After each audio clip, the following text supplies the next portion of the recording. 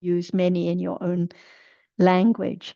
And we're not used to talking about visible objects and these different realities. So I think it's like learning a new language for everyone, becoming familiar with dhammas. Good morning, Sarah, Ajahn, and Morning, morning, Kim. Good everyone. morning, Morning. everybody. Good morning, Ajahn. Sarah, I'm the one from Melbourne. Okay, yes, I knew. Thank you very much. Yes, Thank you. I can't see where you are at the moment. Yes. Tiffany, yes, because a few Cambodians have joined recently, so that's why I get mixed up with who is from who. Like Nina, And I know is from Phnom Penh, and Tiffany from Melbourne, and yes, Liang Kim is Hong from from Melbourne too, I think. Liang is from Melbourne, so two of you from Melbourne, and Kim Hong from Siem Reap. Yes, yes. So all very, very welcome. Yes, thanks for mentioning that, Tiffany. I've missed a few classes, so I'm sorry. Good to see you back. Yes, Yeah, so I'm trying. yes, let's just see if Ajahn is here now. Ajahn, are you here now? สวัสดีค่ะ everyone สวัสดีครับ Sawadika, อาจารย์ Ajahn. สวัสดีครับ Yes, Ajahn. yes. สวัสดีครับอาจารย์ Morning, Alberto and Kunopatom, Gillian, everyone. Yes. So, Tiffany's just turned off her picture. I was going to ask her if she has anything she would like to bring up. As you've missed a few sessions. Anything you've been considering? Anything you would like to bring up today, Tiffany? I've been listening to all the other discussions, though, even though I missed the classes, the discussion group. One day I was like trying to close one like door, like close the eyes and think about the breath. And then I'm thinking, oh, if the citta is thinking about the breath, then how does the breath, is it controlled by the citta as well, or is it a natural phenomenon? I'm not so sure about that. So the citta must be very fast if it's controlled by the controlling the breathing and then following the breathing as well, and also the heartbeat. We're not aware of that most of the time, are we? It's just beating. And then I was thinking, if the breath is controlled by the citta, it's a rupa. And what about the wind? That's a rupa as well. But yeah, I'm not clear about that. And then I thought, why think about all the details? Just follow the breath. Mm-hmm. Yeah, and there's a lot of things happening. You can't just follow the breath, you know. Yeah, even if you try. So that's trying is another ditty. So yeah, I just want to mention that. It's hard, isn't it? And you brought up many deep points. And first of all, on closing the doors, usually when people read about closing a door or read the similes in the texts about the anthills and one door open and the other doors closed and so on, they think of automatically doing something, focusing on one doorway. But of course, it's not like that. It's just pointing to how, at a moment of seeing, at that moment, there's no hearing, no smelling, no tasting, no touching, no thinking, just one chitta arising in one doorway at a time. At a moment of hearing, there's no seeing. The other doorways are closed, so to speak. So it's not I doing anything. Whatever we read in the suttas, whatever similes are given, it's never to indicate something to be done, but usually there's a lot of misunderstanding. There is. And and then thinking now could be thinking about the doorways, thinking about Ajahn, thinking about the breath. It's just chitta that thinks for a moment in the mind door, and a moment of thinking in the mind door process all the sense doors are closed at that moment, but it's just a moment. Whatever arises is just a moment. So at moments of thinking in the mind door, no seeing, no hearing, no smelling, no tasting, no touching. But it seems in daily life like now, it seems that the eye door is open all the time. It seems that color is seen all the time. But actually the color, the visible object, is just seen at a moment of seeing when the other doorways are all closed. But it's just for a moment and then gone. When there's thinking, nothing seen, nothing heard. But whatever it is just for a moment. And when you come to talk about breath, this is a deep topic, so we can discuss it a little bit later. Yes, chitta conditions breath at almost every moment in life. So to give an idea of how quick it is, how quick the rupa is that is experienced by chitta, is just for a moment and then gone.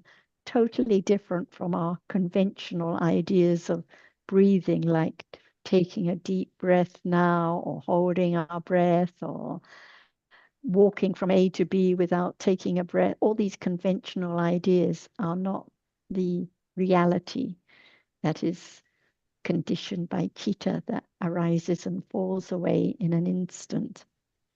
But these are good topics to bring up, Tiffany. So I'm going to pass the microphone to, oh, Jonathan wants to say something, and then I'm sure John will be glad to add more afterwards.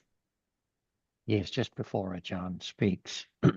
Tiffany, you mentioned closing the eyes and following the breath. What do you mean by following the breath, and what is the purpose of doing that? I was just trying to experience whether I can just keep following the breath. And it's really hard because sound happens, and then you start to think, and everything starts. It's So not what is the easy. purpose? What is the purpose of trying to follow the breath? Why did you choose the breath as something to try and follow? Because I thought that it's something that happens naturally, and we never, like every day we breathe, and we never even notice it. And then I'm trying to notice it. It's like your Okay. heartbeat, it's beating every day. You never notice it until you sit quietly, then you hear it beating, Yeah. We And never then notice things. what is the benefit of getting to notice it more? Trying to be more aware. Maybe I'm trying to develop more awareness, or it's wrong again, isn't it? If I'm trying, I'm not understanding. So it's just, I mean, there are lots of things happening all the time that we're not aware of, apart from breathing. But also there's seeing and hearing going on all the time that we're not necessarily particularly aware of, and feeling like too hot, too cold, or that sort of thing. So let's go back just for a moment before I pass to Ajahn to basics. If we're talking about developing the understanding taught by the Buddha, we are talking about understanding of conditioned dhammas. Now, seeing is a conditioned dhamma. The moment of experiencing visible object is a conditioned dhamma, and the visible object itself is also a conditioned dhamma. But the idea we have at the moment of what is seen, that is, if you're like me looking at a screen with people's images on it, that's not visible object. That is the thinking about the visible object that has been experienced. And it's somewhat similar with breath. A breath itself is not a conditioned reality. Breath itself is a designation or a process of breathing. And although there is awareness of breath as a subject of samatha development leading to very high levels of concentration, that is not it is not an object which can be the, it is not a reality that can be the object of insight, understanding. So if our interest is the teaching that is the essence of the Buddha's teaching and not things that were known before his enlightenment, then breath is not a potential object for that understanding. And with those few words, I will pass to Ajahn to comment, please. Is the now breath? There is. And what is its characteristic? Can it experience anything? The breath can't, but the jitta can experience. That's why we learn to understand the nature, which is so very subtle, of each reality. You say breath, but is it real?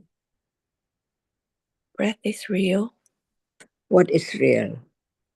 The rupa. What kind of rupa?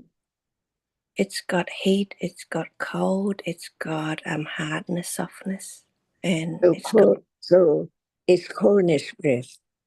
coldness. Is coldness breath, or coldness is just coldness? Coldness, just coldness.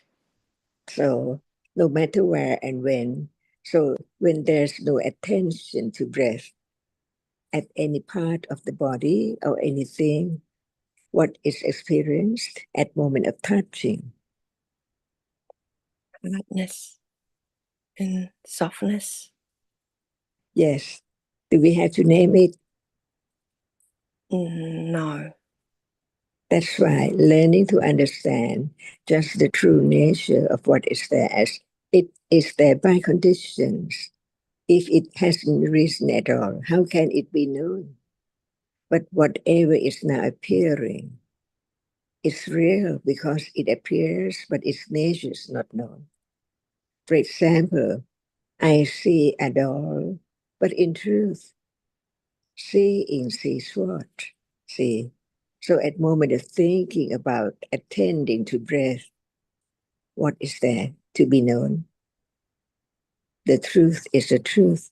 Learning to understand the reality, the absolute or very, very deep and subtle reality right now.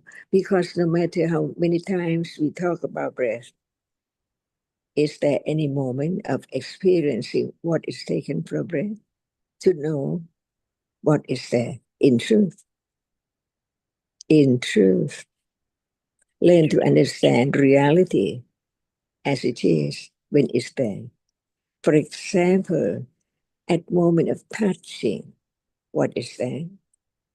Experience. What is there appearing?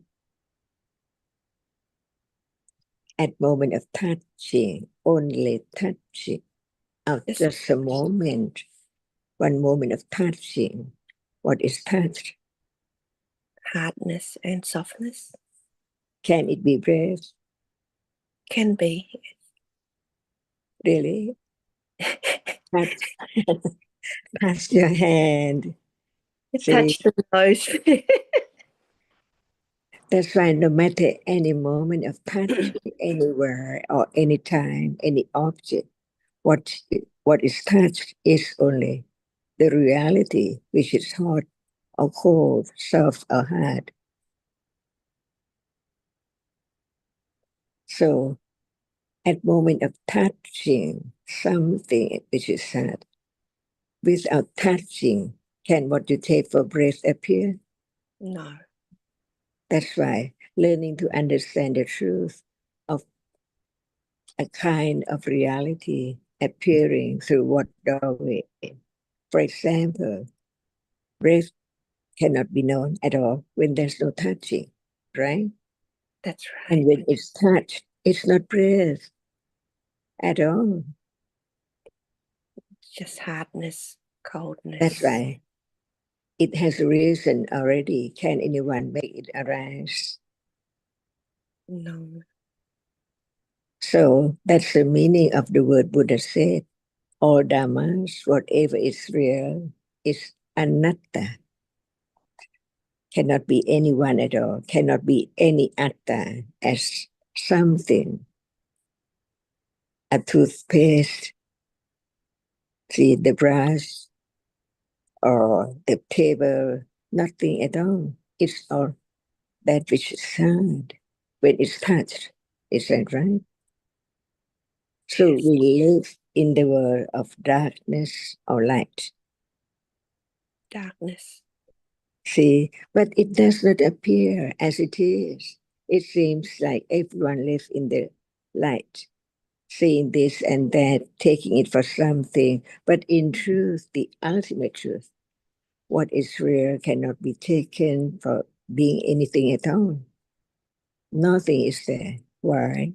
Because what arises falls away instantly. Is that true? Learn to understand what is taken for this and that, as in truth it's not there anymore. Only when it appears it's there.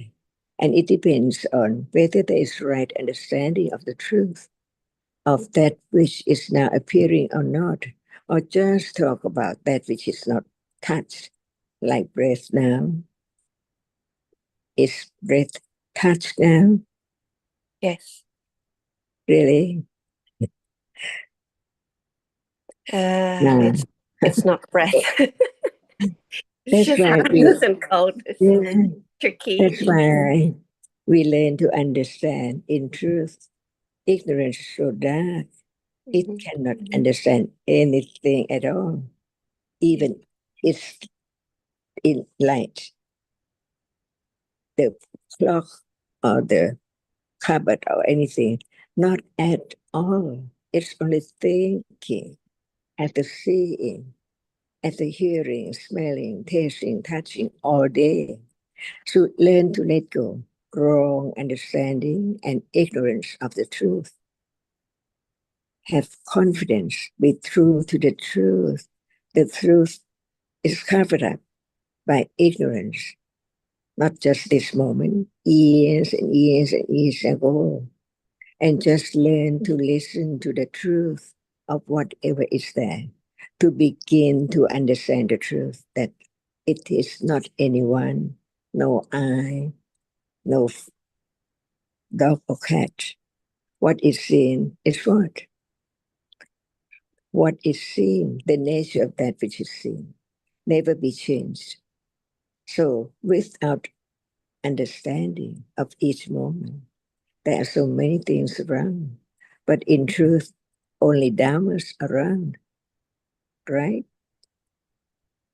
But it's not just the word we say. The understanding begin to develop little by little to understand the word of the Buddha, the word of truth of what is there. From moment to moment, never change though by conditions. That's why learn to understand the truth happily or sadly. See, to be able to see the truth, to understand the truth. Where are we now? In darkness of ignorance. So the word of truth is just the light, beginning to be heard and considered, beginning to understand where we are now in darkness of ignorance. And when there is the moment of hearing about the truth of what is there, it just begins to consider whether it's true or not. That is the beginning of understanding the truth by one's own consideration. What is heard, like what is seen now? What is the truth of that which is seen? Beginning to have confidence that what is seen cannot be anything at all. It cannot be the cushion. It cannot be the spoon or fork. It's just different colors. Experience just one color at a time. Only at a time. There is a reality which arises to experience and then form. By conditions, nothing is last. Nothing can arise without conditions, even right now. And this is the very important point to understand the truth of what is there, which has been covered up from moment to moment, years and years ago. Right now is there unknown. And the reality which does not understand the truth is ignorance. So is there anyone ignorant, or ignorance is ignorance? Ignorance is ignorance. See, so be careful to study each word of the truth, so subtle, beyond anyone's expectation or imagination at all. Just talk about one moment of that which arises and experience only one object. See, is it true? One moment of the reality which is conditioned to arise to experience an object, only one. So what is seen is not many things around in a moment, right? How many moments we talk about breathing and breath? How many moments of seeing while hearing, listening carefully? See, is this true? And that is such a parami. To condition moment of understanding the truth of what is there right now. One by one, gradually, not all together, just the name without any understanding at all. The truth is so very subtle. So the considering of what is there has to be subtle too. But it's not as subtle as it is just the beginning. But hear more, listen more, learning more, carefully condition the understanding of the truth firmer and firmer and firmer to let go the idea of something permanent like I and everything around. That's why just talk about one reality is the best way to begin to understand the nature of that, which we have heard a lot, just hearing more and more and more on this subject or that subject. But what about the understanding? Right? That's why even just one word we can talk about again and again and again, because it's the appearing and no understanding of it. Even we talk about it a lot because it's not enough to begin to understand the subtlety of each reality which now appears, that it's not there. See, what is true, what is there appearing is not there, gone instantly. But the succession of the arising and falling away condition what appears to be different by shape and form, or we say nimitta, of something, small or big, red or blue, and so on. Is this life? Is this real life? Unknown life? Not understanding anything. Keep on. No understanding of the which is there now. Because thinking about the word, try to find out what is what. But what about right now? That's why we can talk just about our reality at a time. Because if we talk about other things, what is there? Now, seeing. It's not only seeing, who knows? There are conditions for seeings to arise, arising together. We learn a little bit more from the word of the enlightenment. because no one can think about it by oneself. Each word is so very deep, so very precious to get to understand it deeper and deeper and deeper and deeper until you realize the truth, which is so deep. Where's the world? The world. We heard the word world. And where's the world? It's now. Where? It's now. Where? Now. It's the touching, the hearing, the seeing. So very close, because it's there from head to toe. But no thought about it at all, because not conditioned for consider it. Just hear it, follow it, but it's there right now. That's why with our firm confidence of the truth of this moment, there will never be the deeper and higher understanding, stage by stage, to realize the truth. That's why even citta and breath, what is true, what is real. See, not just follow the word.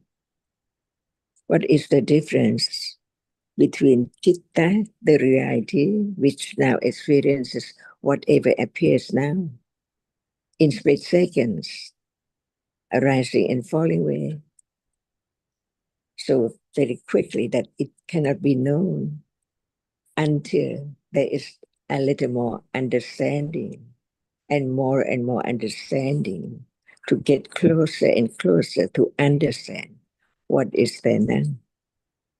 Right? With direct awareness. Because we're talking about seeing, we're seeing, not directly understood. It's nature, but learn to understand. It's not far out, it's just here and gone instantly. That's why no one, no eye, no arm, no leg, or adamas, in and out, all around, from life to life. So we can talk about anything more by understanding just one reality and then another reality, to understand the reality which experience the object and that which cannot experience, but they do not appear as they are, different ones. So now we can talk about anything to have a little more understanding of the truth taught by the Buddha in 45 years. Each word is so very deeply, but it talks about the truth of what is there, so very deep. The arising and falling away of what is there, no matter what appears, in split seconds. And this is life. No one. All dhammas are anatta. The more understanding, it will condition firmer and firmer understanding of the word Dhamma. All dhammas are anatta.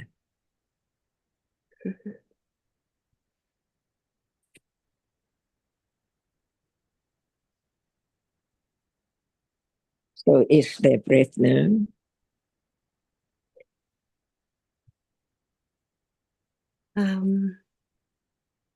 For me, there's still breath, but in reality, it's just. So it's not the moment of the regular experience, the nature of breath. It's just talking about breath. Just talking about it, yeah. To understand breath. It's hard to think about Dharma. The more you think about it, sometimes you get a bit confused or get stuck. So it's good to come back to the moment and not think too much. So does anyone try to do something, exercising on breathing and so on? What for? Mm.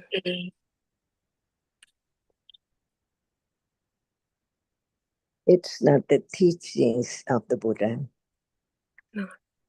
Because each word of the teaching of the Buddha conditioned right understanding of what is there so very deeply. I think it's a misunderstanding of the teaching that made people try to follow the breath, try to do things. Maybe they misunderstood the teaching.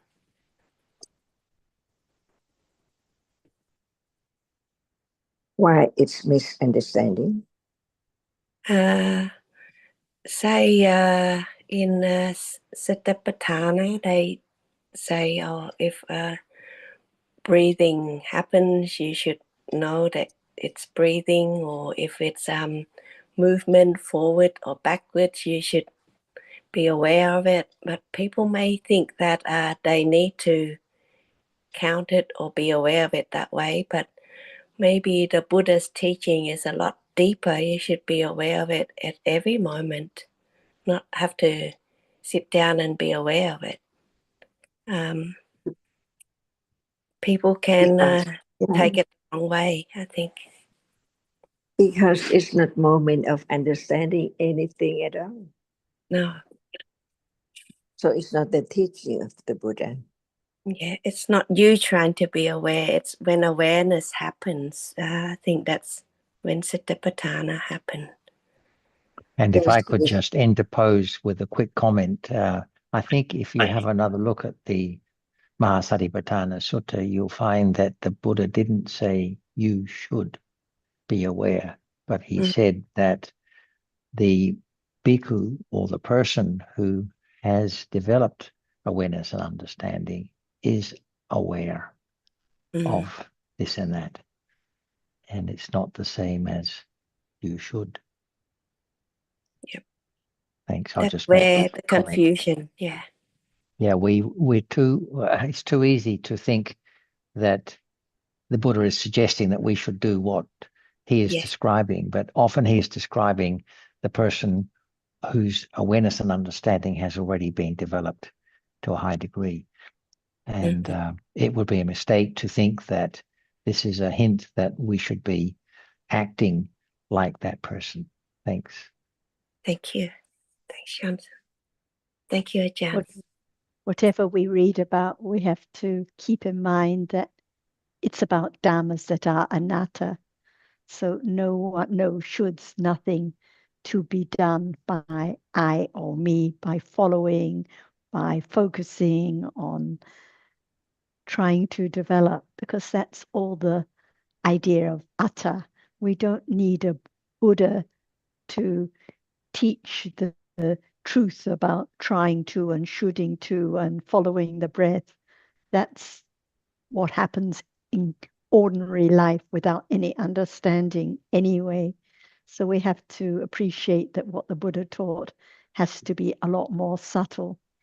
First of all, it has to be, the awareness has to be with understanding of dhammas as anatta, and it has to be with the understanding of what is dhamma, what is breath now, is the softness touch now breath, what is the very fine reality conditioned by chitta, which is breath now, for example, when softness is touched.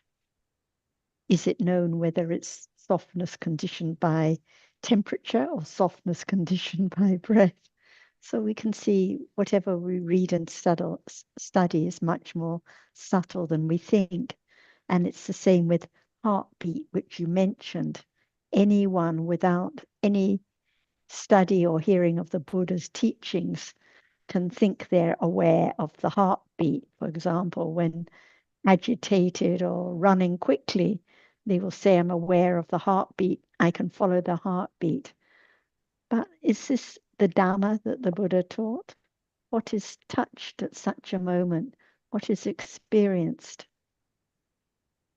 Softness, motion, softness, motion that we call the heartbeat. But is it heartbeat?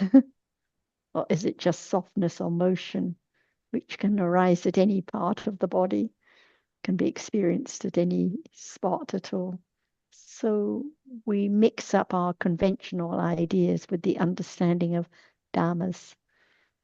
Nothing to be followed, nothing to be done at all. Thanks, Tiffany. So Sarah, if the heartbeat's conditioned by the citta, then the citta knows, so that citta falls away and another citta knows that. The rupa's conditioned by citta, just the softness or hardness that's conditioned by citta arises and falls away in an instant. So what we think of as the heartbeat or the breath, like inhaling and exhaling, or the heart beat pumping away, these are just conventional ideas. They're not the realities, the softness, the motion conditioned by citta. Mm-hmm. So it's much deeper, much more subtle than we think. But without those rupas, then there wouldn't be any ideas about breath conventionally or heartbeat conventionally.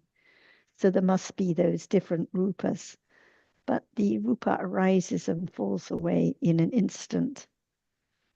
And even when we conventionally talk about the heartbeat, the motion experienced at such moments, do we know if it's conditioned by citta or temperature at that moment? Do we know it's cittaja rupa at that time? No. No, it's just softness or hardness or motion that's experienced, and we call it heartbeat. So these are all very deep topics. So Very thank deep. you for bringing them up. Thank you very much.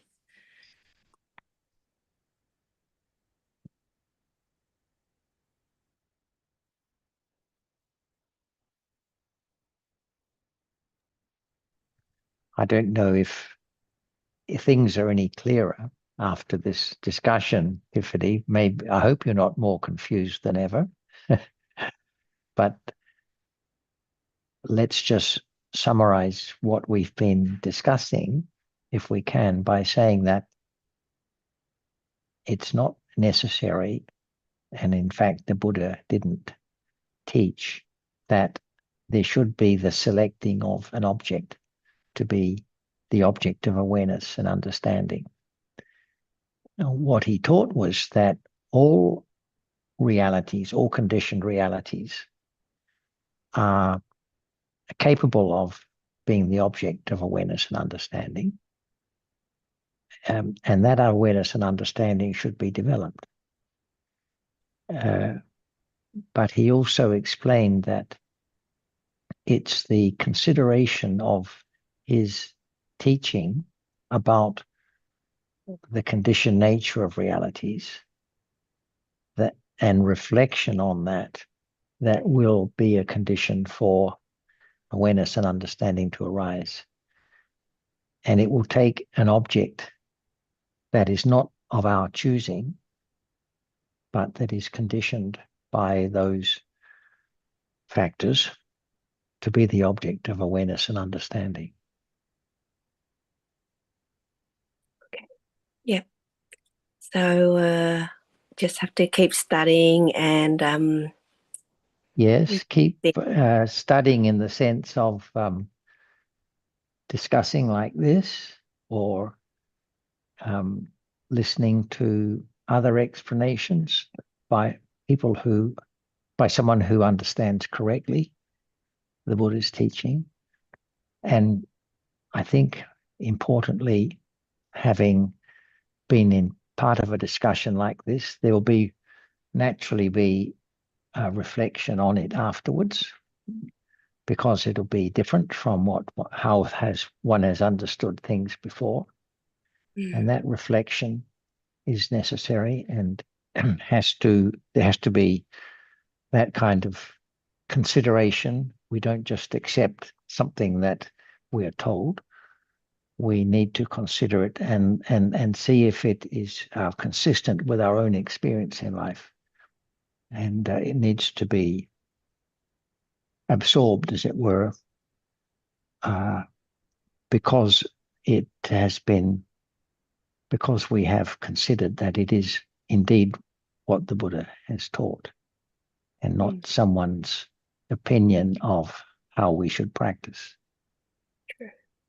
Yeah, thanks. Thanks, Jonathan. That's a lot clearer. Thank you.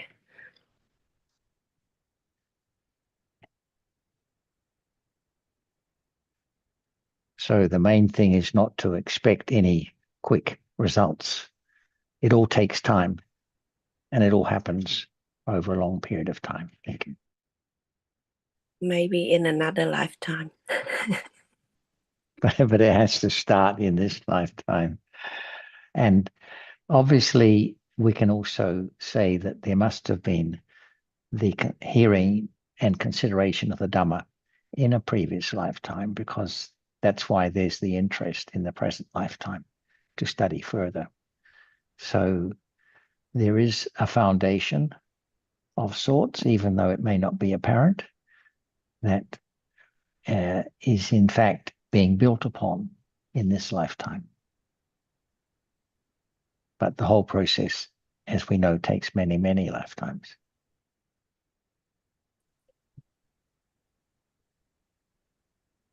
No expectations, just moment by moment.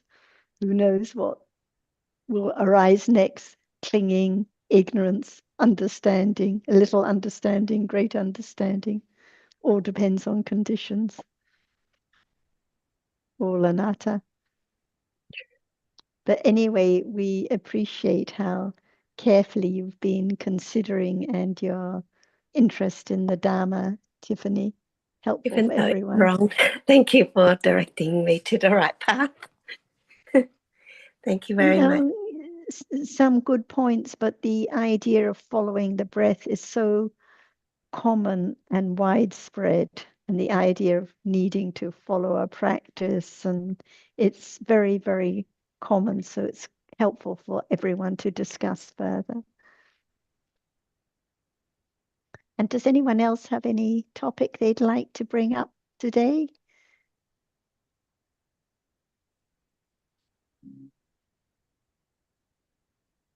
Alberto, anything you'd like to bring up?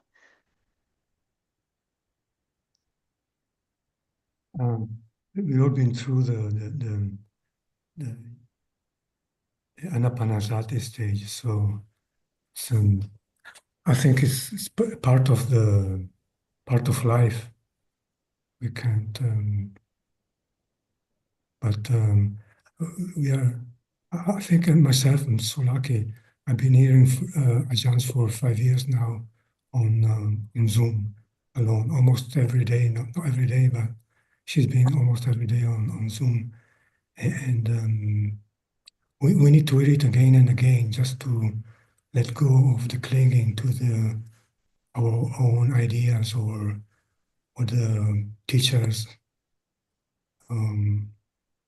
idea about the teachings. Because it's so easy to go the wrong way. It's much easier than find the right one and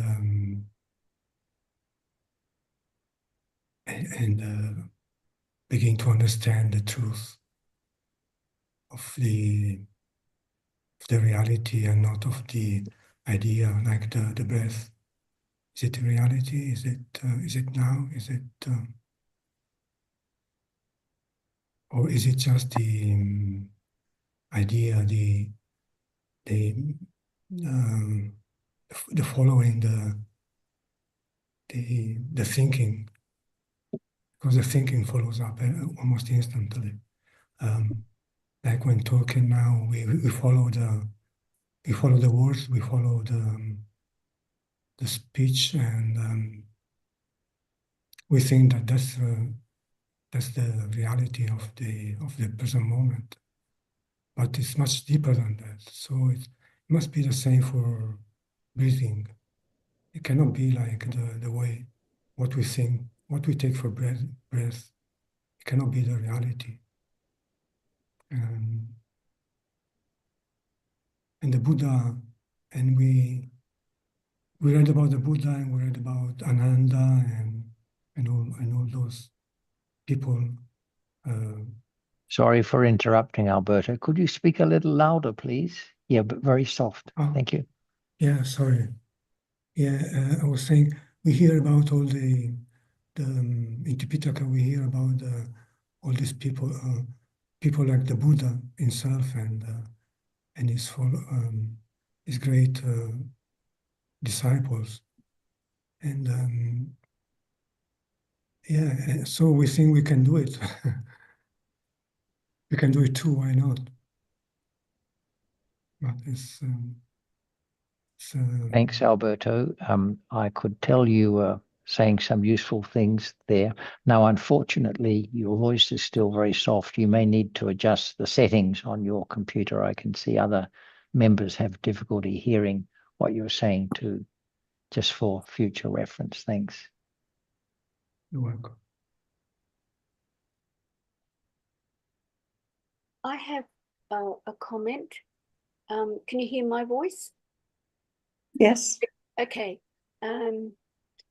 By the way, Alberto, I love your background. It's good. We change it. I'll have There's nothing like a good paling fence. Yeah, it's great. I love it. What I want to talk about is citta, the moments of consciousness. It seems to me that getting to know citta is probably the most difficult thing of all. I mean, we talk about seeing, but to me, seeing is never known. That, yes, it's always me seeing, and the visible object is more obvious, I would say, than citta. So I was thinking about it the other day, and it's citta, I feel, is impossible. Oh, no, sorry, it's not impossible. Otherwise we wouldn't be here.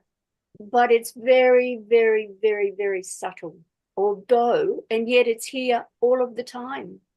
So, yeah. What about the fact of experiencing, Azita? What about the fact of experiencing? Is that something that can be known? Well, yes, but yeah, it can be. And so that's citta. Yeah, that is citta. Yeah. Yeah.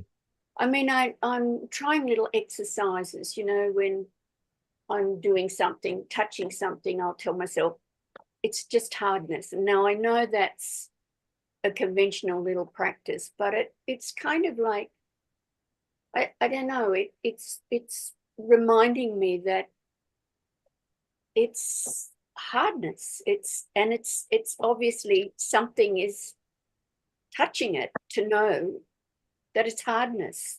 So what about when you're feeling cold or hot?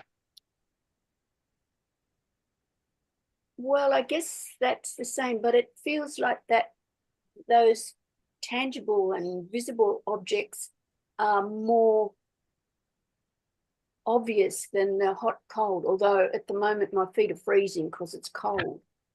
So yeah, cold, yes. Yeah. When we feel cold, that's citta again. Yeah. Experiencing. Yeah, citta experiencing. Yes, of course. Yeah. Yeah, right.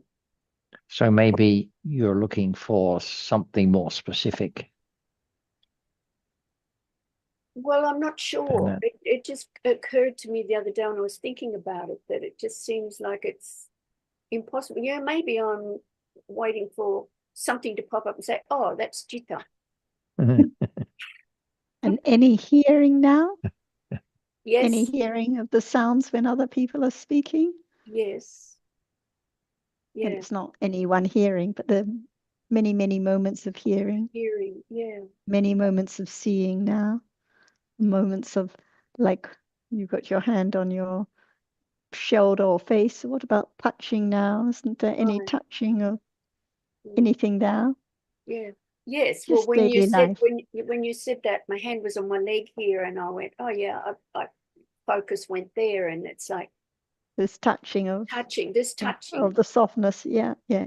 So it's just daily life now. Hearing, seeing, thinking, touching, thinking about where my hand was, thinking about Alberto's background, thinking about this and that. So countless moments of thinking. Yeah. So Yeah. we don't have to use the word cheetah, but it's the thinking now, again and again, the seeing, the touching. And there was a discussion, I think I was listening, it might have been 2023, and there was talk about chitta thinking. And I found that really helpful too. It's the chitta that thinks.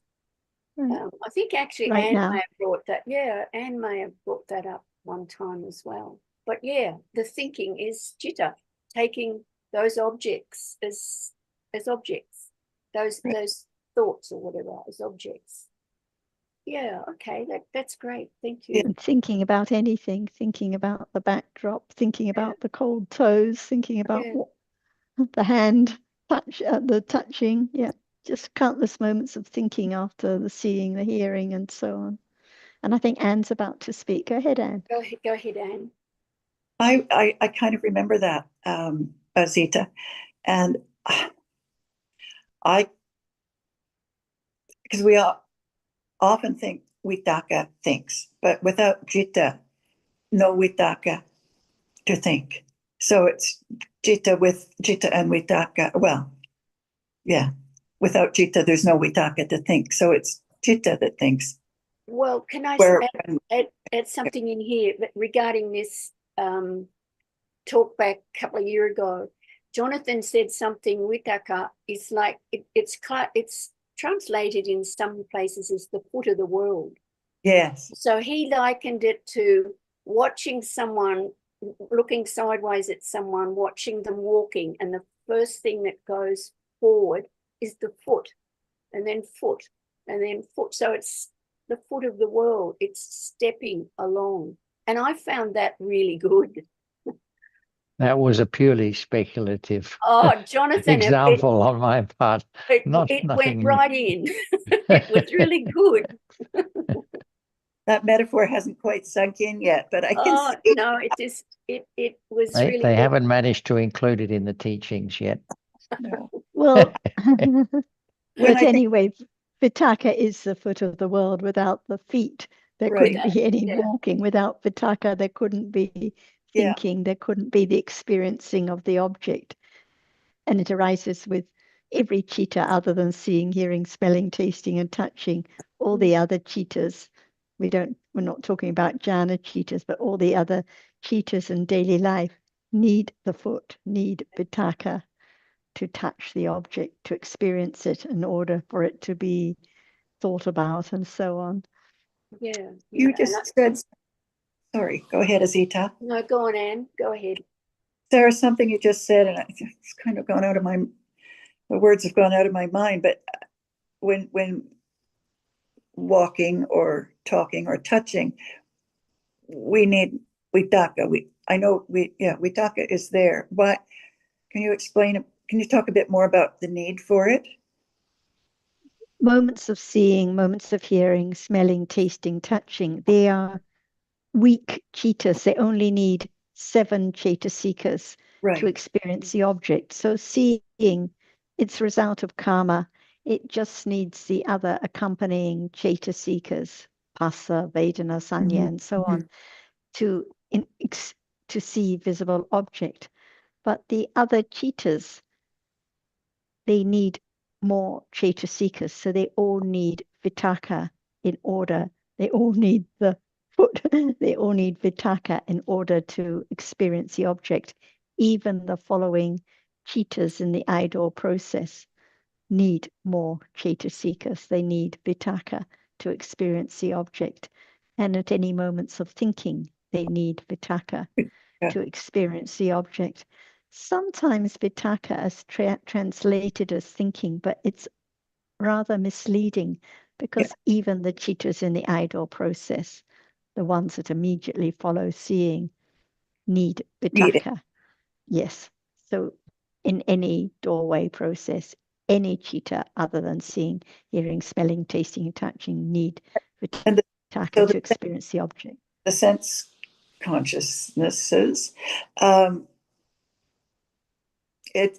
so it's vipaka. Does that make it, is it because of the strength of this, yes, but the seeing, hearing, smelling, tasting, touching, they're vipaka, they are weaker chittas. They don't need so many cetasikas, but even the following two chittas are vipaka, result of karma, but they need a little more assistance. They need vitakka to experience the same visible object. What's the assistance? In experiencing the object, they need vitakka to touch the object in order to receive it and investigate it and so on. So all the other chittas, even the chitta before seeing, at the moment of adverting to the visible object, even that chitta, which is a kiriya chitta, even it needs vitakka to experience the object. So it helps a little to consider when realities such as vitakka arise and fall away, when virya arises and falls away, which chittas they accompany, A, to understand how they are anatta, and B, to consider a little more the nature of the realities, to understand that vitakka isn't thinking like we think of it conventionally at all. Okay. So I think not Sarah, easy to find a word. You also said back in that discussion that it's like mounting the object. Right. And that it was such a good, discussion. And it was like it's vitakka that's in the eightfold path, samma sankappa. That's right. Yes. And so that when that was mentioned also in that talk, it's like it has great importance. It's stepping on the object. It's mounting the object like you would a horse. Okay. That's an example that is given in the text, and without vitakka, samasankappa, as it's known in the Eightfold Path, the understanding couldn't understand the object. So understanding has to be accompanied by vitakka, and this is why it is an Eightfold Path factor. It's very plays a very important role. Right, the touching the object. Yes, so, or understanding and the other path factors to experience it. Right. And the touching of the object is a stronger than contact, right? Pasa. It's different. It's a different cetasika with a different function. Pasa just contacts the object, but vitakka leads or touches or mounts the object. I'm sure Ajahn will be glad to add more about this or any of the topics that Alberto or Zita brought up. Ajahn?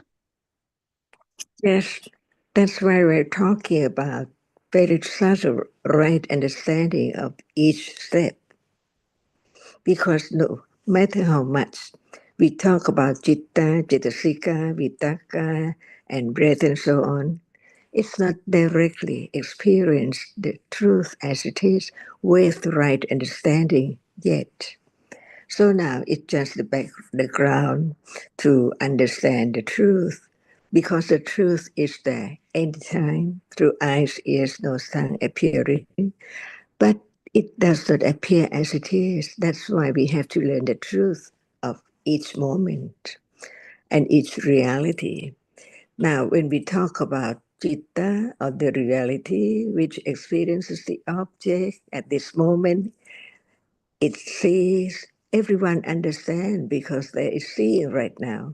So the word, another word for seeing is citta, the reality which experiences the object. A little more understanding of that which now sees. But its nature does not appear to be known clearly. It just no doubt about having such reality which sees now. See, no doubt it's that which experiences the visible object always, all the time, just that level of understanding. So as long as it does not appear directly with awareness, how can it be gradually learned to understand its nature as it is? That is not there as we think all the time. That's why even just one reality, it cannot be understood clearer and sharper at all at the beginning at all. It has to develop carefully on and on and on to be truthful to the truth, Satya Bharami. That's why, as long as it does not appear to right understanding, there must be doubt about all kinds of reality which do not appear as they are at all. That's why we learn to have confidence of the understanding of the truth carefully, wisely, to really understand the very subtle characteristic. For example, Vitaka and Attajasika, Spatsa, and so on. That's why we learn little by little to understand that is there now clear understanding of Chitta, the reality which now experiences the object, seeing, hearing, smelling, tasting, touching. If anyone say yes, it's wrong because it's just the right understanding, the idea of that as it is, that it's not as it now appearing, because what is now appearing is only that which is seen and the thinking about the reality which sees it. That's why Dhamma is so very subtle.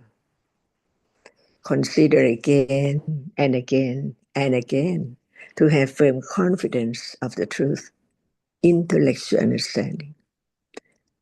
Pariyatti, no doubt about level of understanding of the truth. The 3 rounds of Arya Satya. When it's not firm, it cannot realize the very, very subtle truth, Arya Satya Dhamma. That's why now, when there is doubt about seeing right now, doubt is there, not the chitta is there to be known. That's why learn to be truthful to each moment of reality right then. But without right understanding, it's impossible to understand the ultimate truth of even understanding of what level intellectually. Now everyone knows seeing is not that which appears, but even that which is appearing now does not appear as it is. Just have firm confidence of the subtlety of all kinds of Dhamma. What is seen still something there and hearing about that it's not as it is and so on. That's why only careful considering, wisely considering about the truth of this moment, it conditions a little more Satya Bharami, straightful to the truth of what is there. That's why we learn to understand carefully and study it carefully in order to have more understanding by different aspects, many other aspects about each reality. So study it carefully now. What are we talking about? What shall we talk about? One by one, deeper and firmer.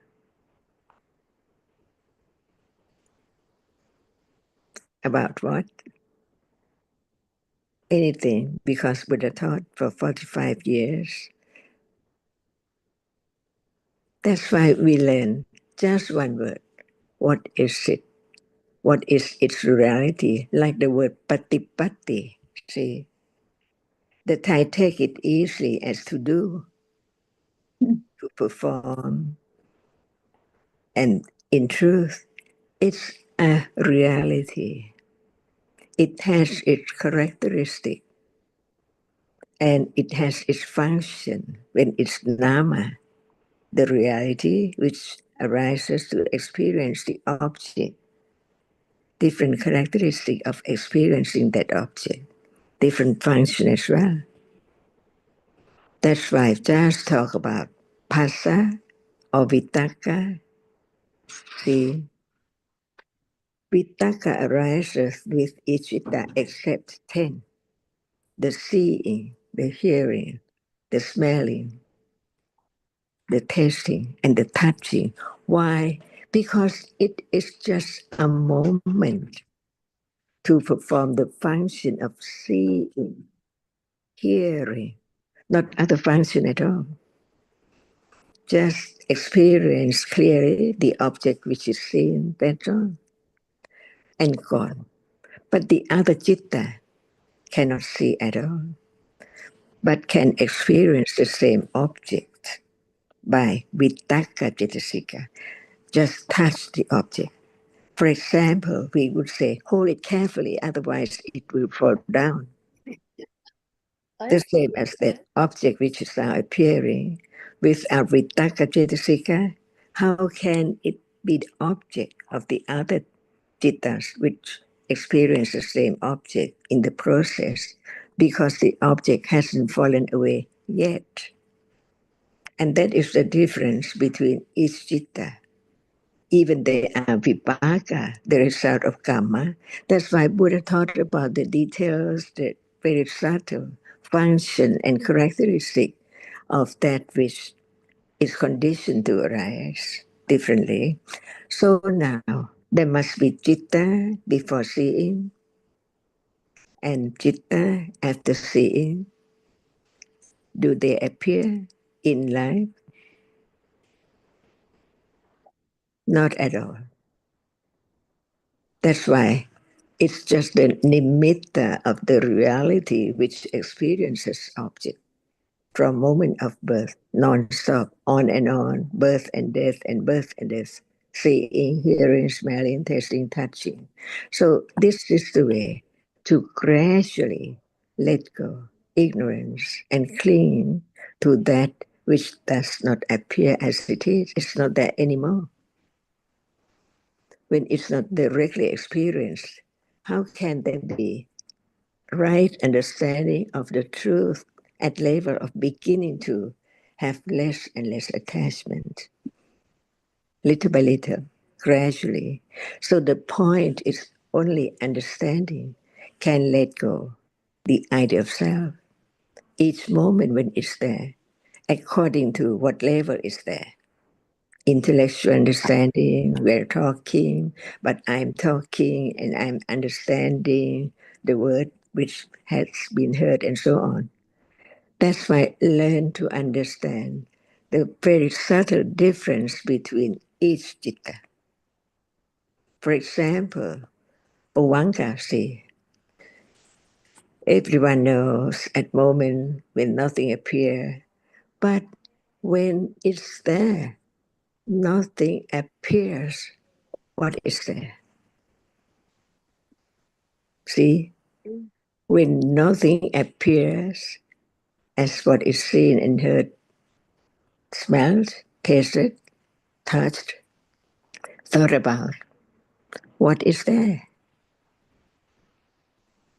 And the answer is the understanding intellectually about the truth of what is there. Well, What is there? it's one moment. It's moment of consciousness, but See, not an object that is. I was going to say available to us, but there I'm bringing a zeta in again. It's there just is such moment. Excuse me. There is such moment, isn't it? There is, yes. Okay. So what is there? That moment. That moment of Bhavangajita you're asking. It's But it's not known as the citta. when there is ignorance. So it will be object of right understanding. Understanding that it's that which experiences the object. But the object does not appear because it appears to be known to right understanding. But when there's no idea what is there at all, no understanding of citta itself, because at that moment nothing appeared together at all. Getting more See, and more subtle with time. that's it. That is the teaching of the enlightenment beyond anyone can imagine. It's so very, very subtle because the world, each moment in life, years and years ago, just like now, does not appear as it is. When the right understanding experience the truth in darkness, only just a moment of light when there is seeing, only that very short, like each moment. So what appears is just like now, never change, but understand closer, clearer, little by little. What we have learned, citta, see, when nothing appears, it's there. But without firm confidence, without the reality which does not forget the truth that has been heard, with right understanding so keen, begin to understand the nature of citta. It's there, experience, no rupa with it at all. So when it appears, it has to appear in darkness because no light, no color, no smell, no taste, no touch. That's why hearing about the truth is not enough because it has to be firm understanding of different moments, different reality. Like is there doubt now about that? Another reality. I don't think I have doubt. I just have clinging to these ideas. But what about Vichikichanusaya? Restless, Wichikiccha is doubt. Doubt, Doubt. Nusaya, and Nusaya. See, as long as Panya is not keen enough, it's still there. Right. Only Sotapanna doesn't have Vichikichanusaya. Because it can condition Vichikicha, doubt of any reality at any time by conditions. Doubt about touching because hardness is there. So what is the characteristic of the touching? See? Question. Yeah. And sati, we talk about it. And we talk about right understanding. What is the difference? See, it's different from citta, it's different from phassa, it's different from vitaka. It's another characteristic, not just the word sati. So sati Dhamma is study what is there in life now, each moment, not far away from this moment, not in the book, not the meaning, the definition. See, understanding what is there, beginning to be a little more and closer to the reality which is there all the time, but no thought about it. It seems like there is the understanding of it, but in truth, just the word, no doubt about the meaning of the word. But it's there now. Is there any doubt about only citta, the seeing, not that which is seen? And the moment of hearing, where's the citta? No thought about it. Only understanding there is a reality which arises to experience the sound and then gone. No vitaka, cetasika, no other cetasika arises with seeing and so on. Only the idea about it.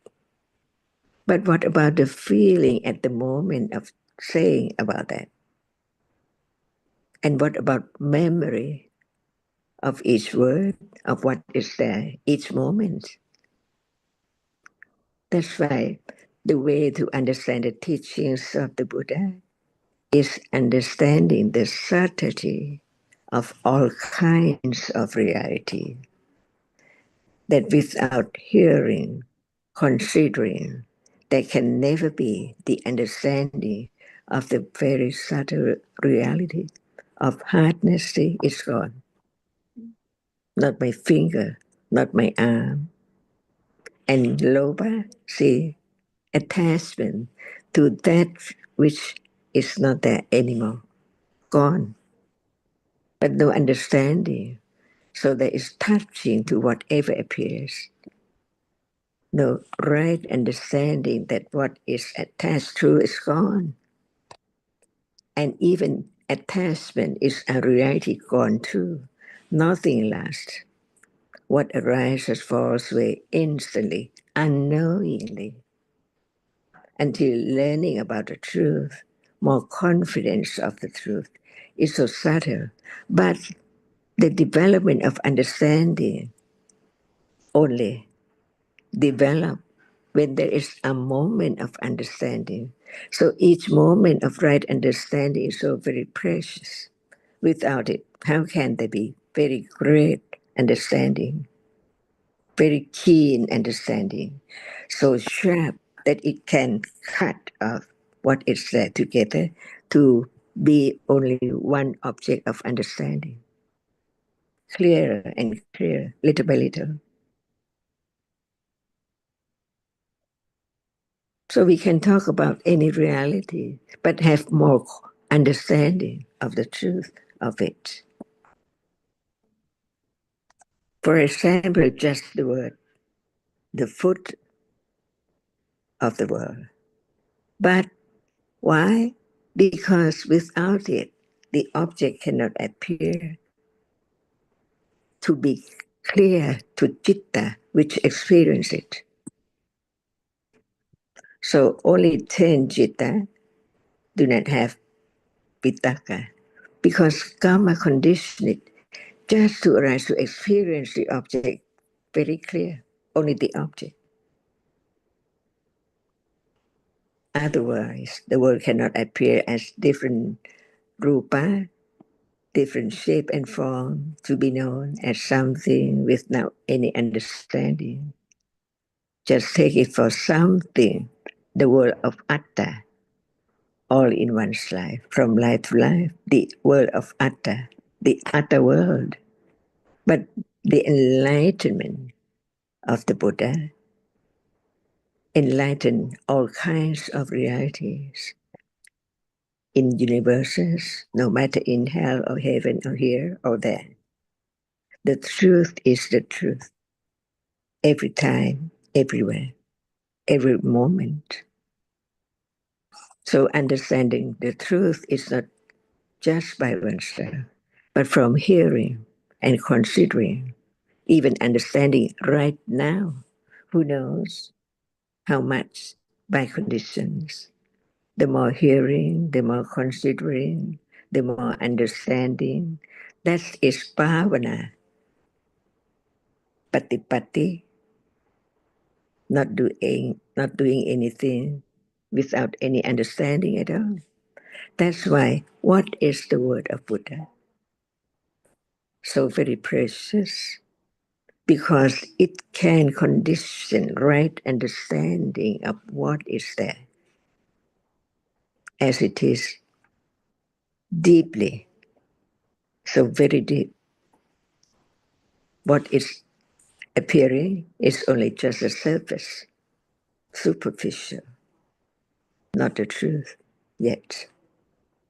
That's why learn about whether can seeing arise at will, can anyone make it arise, and is there right then by what?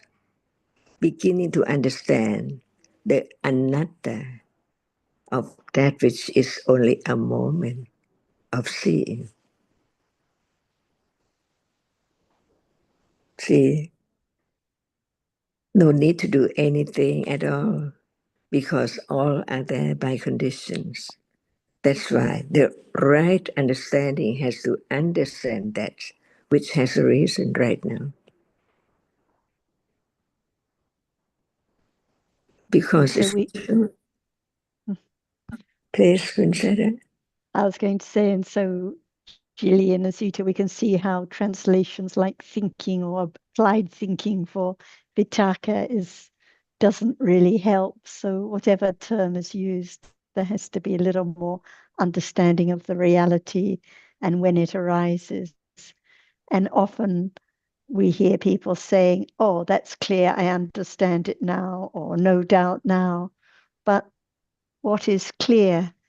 Seeing sees its object clearly. This is one meaning of clear.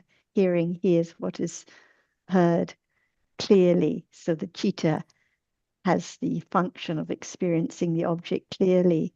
But in terms of understanding, the understanding now is not clear, even at moments of satipatthana, when the object is understood much better and directly, still not clear. Only at vipassana, the understanding, understands the object clearly. So, as we've been saying, or discussion, the truth is much more subtle. And then the other day, I think on Saturday, Ajahn was talking about if the softness is very softness, it's not experienced clearly. It's not, it doesn't appear clearly because it's very soft. So even a simple word like clear has to be considered again and again. Whatever we hear about has to be considered from in different aspects, different ways, because otherwise we just think, okay, that's fine, that's clear, no doubt, all set. But no, it's not firm, not clear, not understood well enough yet at all.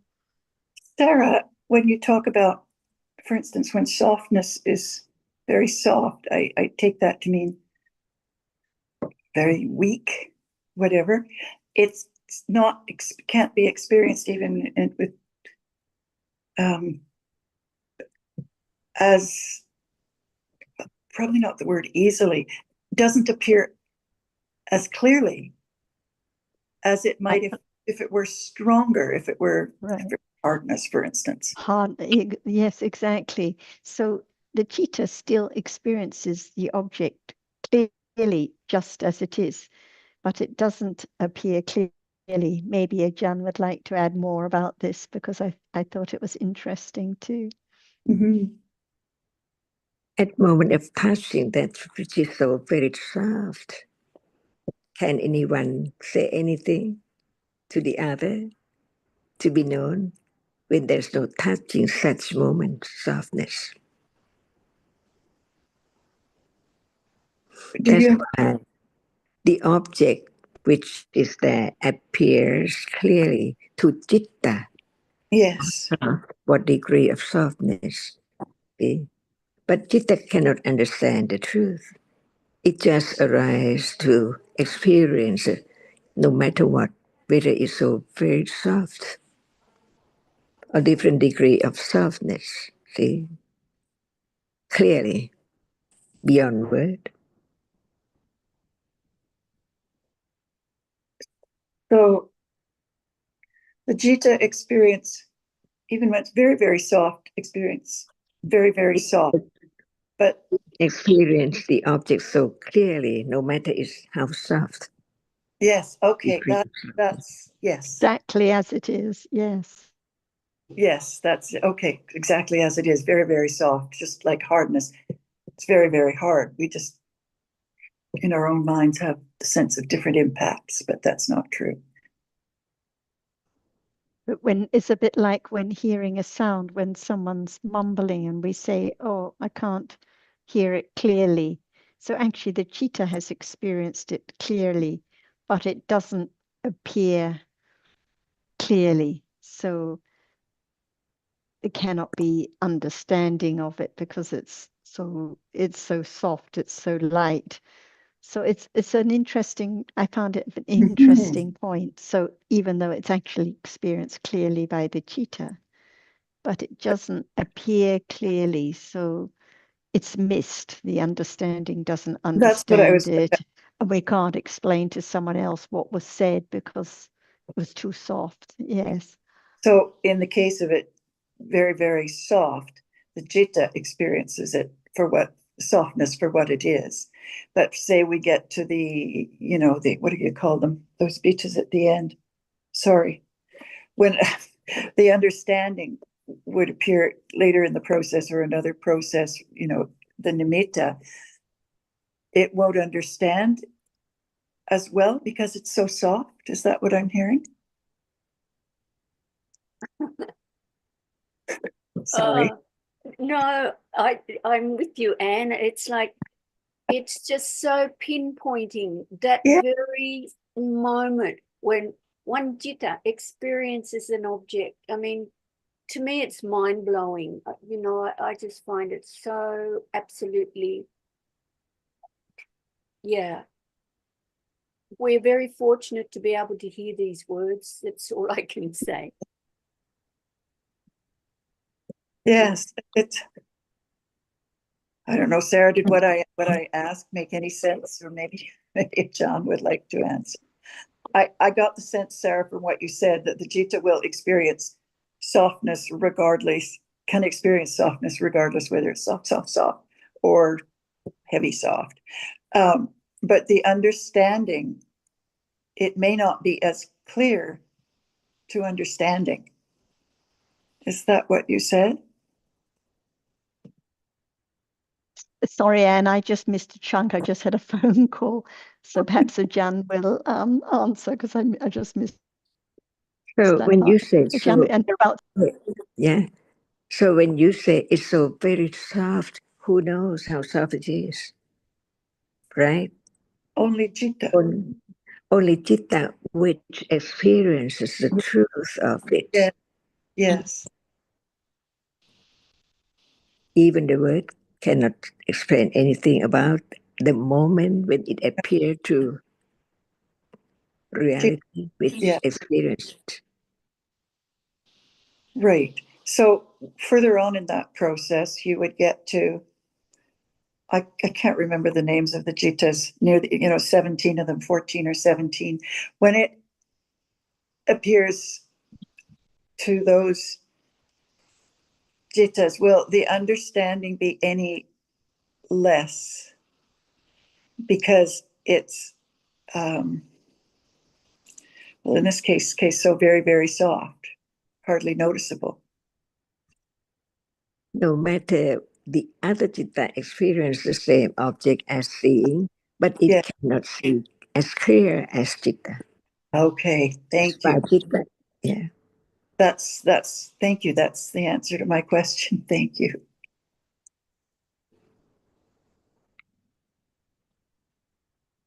it's quite a deep and subtle point, Yeah. Anne, I think. Yes. So when a Jan, I think it's Saturday, was mentioning to someone about how when it's so soft, it doesn't appear clearly. But yes, the citta still has to experience seeing, or the hearing has to experience it Yes. clearly as it is. But just like conventionally, we'd say, oh, it's not clear, it wasn't, we don't know what it was. Yes. So not apparent to other cheaters because it's soft or not Right. It's so, blurry or like walking into a dark room. Actually, yeah, even in a dark room, the that's visible good. object appears clearly to seeing as it is. But Right. for us, it seems like, oh, it's dark and it's not Yeah. clear what is seen and not apparent that it's visible object at that moment that's experienced. Right. But panya can still arise. It's still visible object that's experienced. But it's But just not as clear as Jita experienced it. that's Yeah. the point. Yeah. So just one word like clear, because we're so quick to say, oh, thank you, Ajahn, nice and clear now. But then half an hour later, when we finish the discussion, then there's doubt and wondering, well, what was that point or what was the meaning?